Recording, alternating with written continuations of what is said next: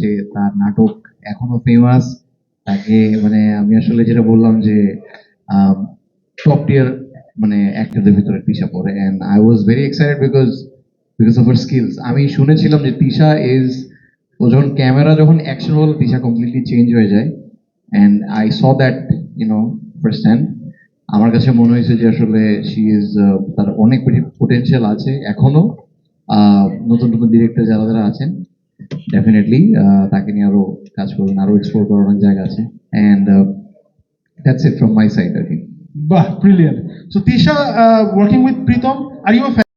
গল্পটা আমি লিখেছিলাম, আমার আম্মু হসপিটালে ছিল, টিউমার অপারেশন হচ্ছিল। তো আম্মু হচ্ছে আইসিইউতে ছিল, আর আমি হচ্ছে বাইরে থেকে গল্পটা লেখা শুরু করলাম। আমাকে আলফাই থেকে একটা গল্প চাওয়া হচ্ছিল, যে দুর্দান্ত একটা গল্প দিতে হবে। এবং আমি শাকিল ভাইয়ের সম্পর্কে একটু বলতে চাই আগে। শাকিল ভাইয়ের সাথে আমি যখন অ্যাজ এ ডিরেক্টর প্রডিউসার হিসেবে মিটিং করলাম, আমাদের সাইকোলজিটা খুব ভালো ম্যাচ করলো। যে আমি যে ধরনের টেস্টে গল্প বলতে চাই, আমার মিউজিক টেস্ট, শাকিল ভাইয়ের টেস্ট সব মানে পারফেক্টলি মনে হয়েছে। তো আমি শাকিল ভাইকে প্রায় 4টা থেকে 5টার মতো গল্প শোনালাম। 4টা থেকে 5টা গল্পই প্রসেসিং চলছে, কিন্তু এই গল্পটা আমি এমনভাবে লিখলাম, লেখার পর যখন শাকিল ভাইকে পাঠালাম বা আলফাই টিম পড়লো, ইভেন এটা যখন চরকিতে গেল, ওরা বললো যে এটা সিনেমার গল্প এবং এটা সিনেমা হওয়া দরকার, প্লটটা। সো যেহেতু প্রীতম ভাইয়ের কথা আসতেছে, প্রীতম ভাইয়ের সাথে আমার কাজ করার প্ল্যান ছিল বুকওয়ার্ডের গল্প থেকে। তখন তিনি হচ্ছে কাছের মানুষ দূরে ধুইয়া করছিলেন দেখে আমরা প্রীতম ভাইকে পাইনি। তো আমাদের মধ্যে একটা ক্ষুধা রয়ে গেছিল যে একসাথে কাজ করতে হবে, এটা নাটক হোক বা যে কোনো প্ল্যাটফর্মে হোক। তো ফাইনালি আমি প্রীতম ভাইকে নিয়ে বললাম যে ভাই, আমি আপনাকে ভেবে একটা গল্প লিখতেছি। এবং গল্পটা শুরু হয়েছে আসলে প্রীতম ভাই আমার গল্পের মধ্যে চরিত্রগুলো সবসময় আমার সাথে কানেক্ট করে। তো আমি যে অসহায়ত্বটা ফিল করছিলাম, মা যেহেতু হাসপাতালে, আমি মেঘের অসহায়ত্বটাকে ফিল করলাম, যে মেঘ নামে যে চরিত্রটা, এবং আমি এটাতে প্রীতম ভাইকে দেখছি। তো শাকিল ভাই এখানে আমাকে বললো যে তোমার এখানে স্বাধীনতা আছে। আমি বলছি ভাই, স্বাধীনতা সব জায়গায় আছে, বাট আমি প্রীতম ছাড়া এটা করতে পারবো না, কারণ আমি এখানে দেখলাম। এরপরে আস্তে আস্তে করে আমি যখন বানালাম, তখন আমি জাস্ট একমাত্র একটা ক্যারেক্টার দেখতে পারতেছিলাম না, জ্যোতি। জ্যোতি ক্যারেক্টারটা কে হতে পারে?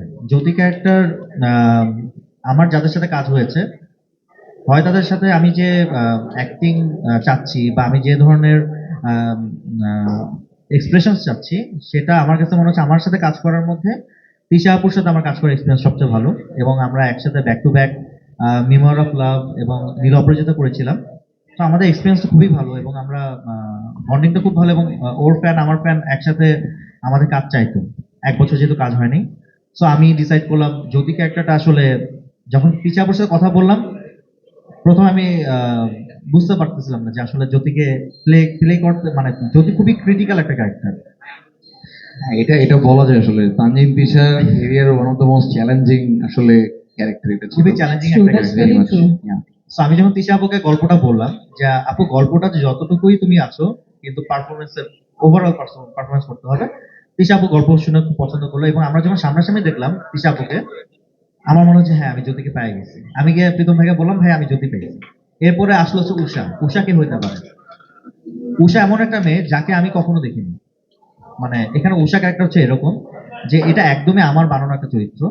এবং কিছু কিছু তো আমার জীবন থেকে নাও হয়েছে, রোমান্টিক পার্টগুলো। হ্যাঁ হ্যাঁ, সেটাই হ্যাঁ। জিজ্ঞেস করতে চাচ্ছি, মানে একদম তো কাল্পনিক না মনে হচ্ছে। কাল্পনিক না, অবশ্যই আমি আমার গল্প হচ্ছে তাদের জীবনকে কানেক্ট করি। রাইট, তো উষা ক্যারেক্টারটা এমন একটা চরিত্র যার ফেসটা পোকার ফেস, যাকে দেখলে বোঝা যায় না ওর মধ্যে কতটা উত্থান পতন চলে।